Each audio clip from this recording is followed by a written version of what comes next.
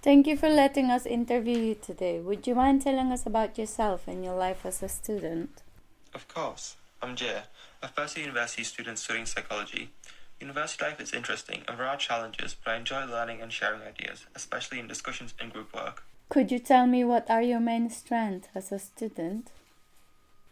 I'm very good at solving problems, I'm creative, and I've got good communication skills. I can understand concepts well as long as it's explained out loud and I can see the bigger picture rather than small details. What would you say your weaknesses are, or what do you find difficult? Reading.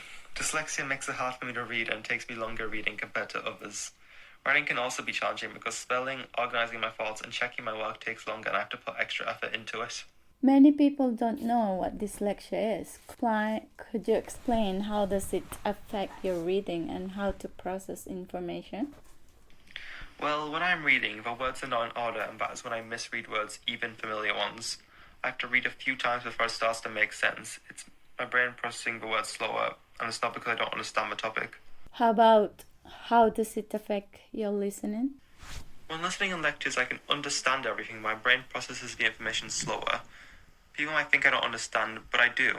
When I speak, it's just a struggle to find the right words to use quickly, but I know what I want to say. And how has support changed your experience? With right support and tools, I can focus on learning instead of still trying to work very hard on trying to make sense of what I'm reading. I still work hard, but not the same as before. I can now feel more equal to other students. I don't feel like I'm behind. And what would you say, what kind of support do you think students with dyslexia need to reach their full potential?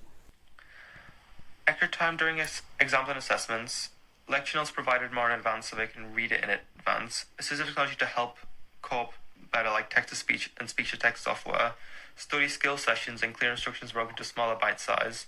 More patience from lecturers and people understanding that dyslexia is not lacking in intelligence, just that people who have dyslexia need more support to reach their full potential because we learn in a different way compared to people without it. Thank you, Jay, for answering my questions and helping us to understand what dyslexia is like clearer. Thank you for telling us how to properly support someone with dyslexia. Thank you for listening and giving me a chance to explain what dyslexia is and how it is to have dyslexia.